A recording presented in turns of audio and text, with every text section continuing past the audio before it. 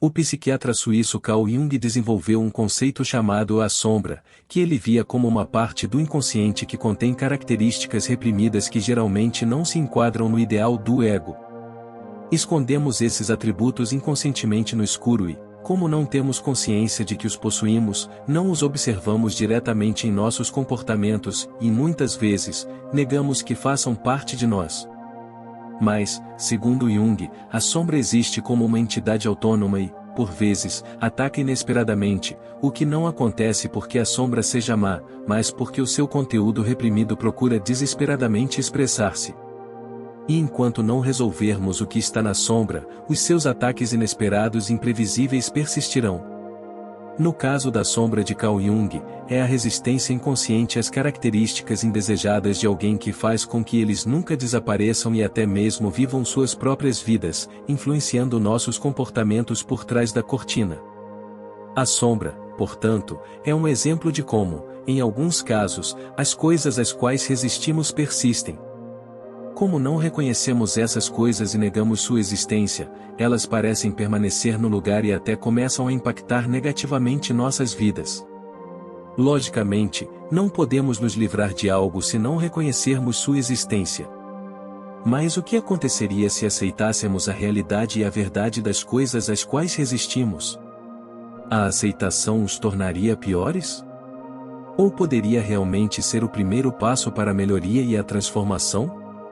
Este vídeo explora como as coisas às quais resistimos persistem e o que aceitamos se transforma. Uma história da tradição budista nos conta sobre duas flechas. A primeira flecha é inevitável ou representa as muitas coisas que acontecem na vida, como ganhos e perdas ou elogios e culpas. Mas podemos evitar a segunda seta, que representa a forma como reagimos às circunstâncias que encontramos.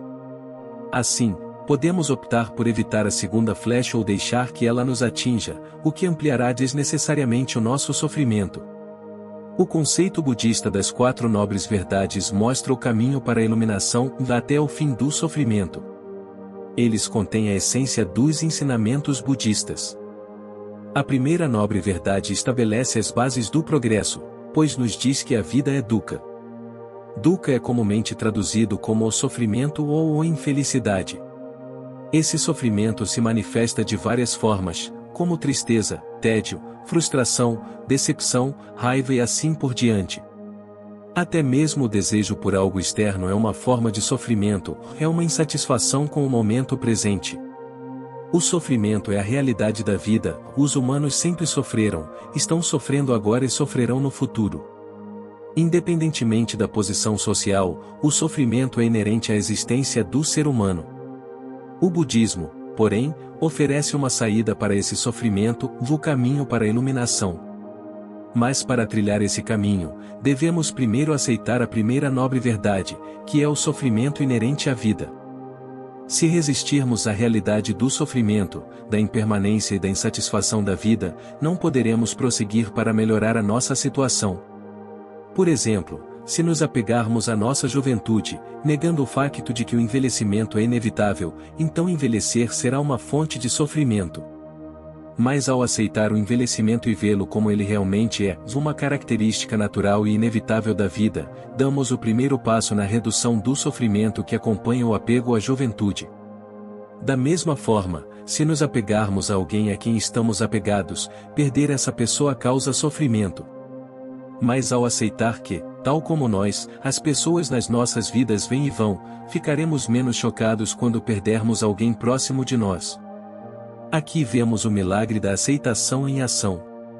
Em vez de permanecermos presos no ciclo do sofrimento, criamos uma saída ao aceitarmos que estamos realmente presos nesse ciclo. O poder de reconhecer e compreender dukkha e sua causa abre o caminho para a iluminação da perspectiva budista. Se resistirmos à verdade sobre o sofrimento da vida, nunca seremos capazes de erradicá-lo.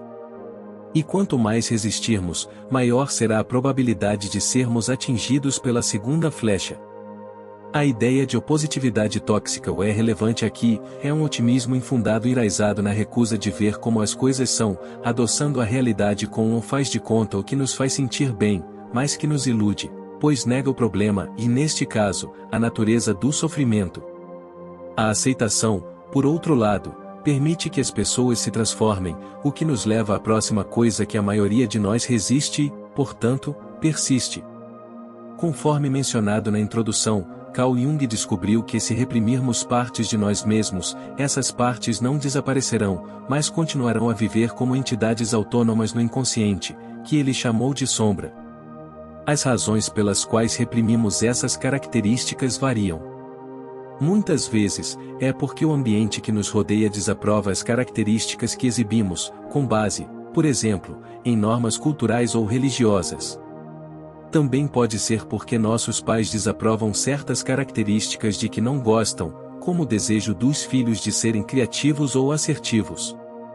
Portanto, é importante mencionar que a sombra de Jung não contém apenas qualidades repreensivas, contém qualquer qualidade que a pessoa considera indesejada. Jung também o descreveu como aquilo que uma pessoa não deseja ser. Como essas características não desaparecem como consequência da repressão, mas vivem atrás da cortina, fora da nossa percepção consciente, elas se expressam em nossas vidas conscientes. A sombra aparece em diferentes formas, como comportamentos, sintomas físicos e sonhos. Um exemplo de expressão da sombra é a projeção psicológica. Através da projeção psicológica, observamos qualidades em outras pessoas que se escondem em nosso eu inconsciente. Por exemplo, alguns indivíduos podem considerar-se amorosos e tolerantes, embora tenham na sua sombra uma tendência a serem profundamente odiosos e intolerantes. Então, essa pessoa acusa duramente outras pessoas de serem odiosas e intolerantes, ou essa intolerância irônica e repentina que se opõe à autoimagem dessa pessoa é a sombra que ataca em forma de projeção. A pessoa reage ao que observa nos outros e inconscientemente detesta em si mesma, daí a severidade da sua reação. Carl Jung enfatizou os perigos potenciais de não estarmos conscientes do nosso lado sombrio, e até mesmo negarmos completamente a sua existência, pois isso reforça as nossas características indesejadas para sabotar as nossas vidas por trás do véu. Podemos até nos encontrar na infeliz posição de sermos possuídos pela sombra e nem mesmo percebermos isso. Para evitar isso, Jung exortou-nos a integrar as nossas sombras nas nossas vidas conscientes, para que o nosso eu reprimido se tornasse aparente e encontrássemos expressão de formas mais saudáveis e deliberadas. Ele afirmou: todo mundo carrega uma sombra, e quanto menos ela estiver incorporada na vida consciente do indivíduo, mais negra e densa ela será. Em todos os aspectos, constitui um obstáculo inconsciente, frustrando as nossas intenções mais bem-intencionadas. Fim da citação. Integrar a própria sombra requer aceitação, ou em primeiro lugar, envolve a aceitação da existência de traços reprimidos, e em segundo lugar, a aceitação desses próprios traços. Somente se reconhecermos a existência dessas características em nosso inconsciente poderemos integrá-las ou, como afirmou Jung, tornar o inconsciente consciente. Esse autoexame pode ser feito pelo chamado trabalho de sombra, realizado durante a psicoterapia junguiana que se concentra na mente inconsciente para iluminar o que está escondido no escuro. Segundo Jung, na sombra está uma oportunidade de crescimento pessoal, pois contém características que, quando integradas, poderiam reforçar e expandir positivamente a nossa personalidade.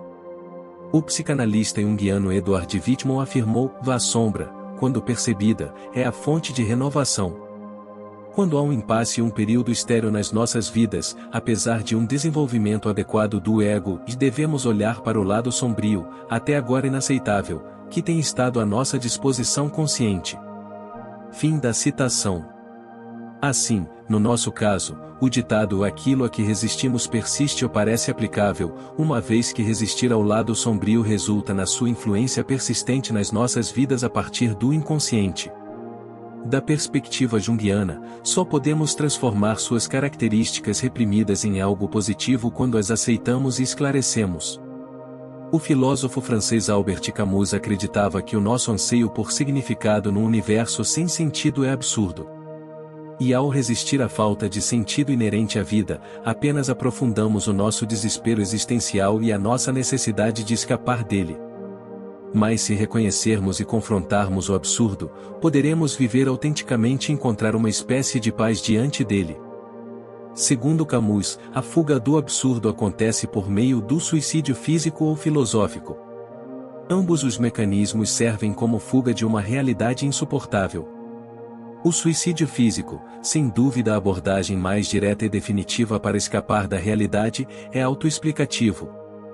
Mas o suicídio filosófico é o ato de negar a falta de sentido da vida e substituí-la por um salto de fé em direção a uma forma artificial abrangente de significado, sou verdade, que medeia entre o desejo humano por um propósito inerente a um universo indiferente que não fornece tal uma proposta. Contudo, ao darmos esse salto de fé, suspendemos a nossa descrença, deixamos de lado a racionalidade e o pensamento crítico para abraçar um sistema de crenças que alivia a nossa angústia existencial e esta trágica desconexão entre o nosso desejo de significado e um universo sem sentido que Camus chamou de o absurdo. Embora a suspensão da descrença possa ser uma forma muito eficaz de negar uma realidade que preferiríamos não ver, ainda assim não faz com que essa realidade desapareça. Tornamo-nos dependentes desse sistema de crenças, e se ele, por alguma razão, for invalidado de uma forma que não podemos negar, então seremos confrontados novamente com aquilo de que escapamos. Albert Camus, portanto, acreditava que deveríamos confrontar o absurdo, chegar a um acordo com ele e aprender a viver diante dele. Já discutimos a resistência à desconfortável realidade do sofrimento ao explorar brevemente a primeira nobre verdade budista. Mas podemos olhar para a tendência humana de resistir à realidade num sentido mais amplo. A verdade dói. A realidade muitas vezes é assustadora. Mas negar isso não faz com que desapareça. Em alguns casos, negar a realidade apenas a reforça, pois a perdemos de vista ao virar as costas para alguma coisa. Um exemplo é um relacionamento problemático em que uma ou ambas as pessoas envolvidas negam a realidade desses problemas. Poderíamos defender a crença de que o casamento é maravilhoso, mas ao mesmo tempo fechar os olhos aos hábitos de bebida do parceiro. É claro que negar esta realidade leva à manutenção ou ao agravamento da situação. Agir como se algo não existisse não significa que deixe de existir. Para que uma situação melhore, precisamos primeiro aceitá-la, o que significa enfrentar duras realidades que preferimos não olhar. É difícil aceitar que nossos casamentos possam ser tóxicos, que nossos cônjuges possam não se conformar com a versão idealizada que temos deles em mente, que nossos filhos não sejam tão bons quanto gostaríamos que fossem, ou que as pessoas que consideramos amigos não são amigos de jeito nenhum. Tais realidades são dolorosas. Mas enquanto não nos permitirmos ver estas realidades, elas continuarão a afetar-nos negativamente e poderão até ficar fora de controle. Por isso Lao Tzu escreveu: evite os problemas antes que eles surjam. Tome uma atitude antes que as coisas saiam do controle. Mas fazer isso requer reconhecer esses problemas em primeiro lugar. A lei atrasada afirma: a aceitação da experiência negativa de alguém é em si uma experiência positiva.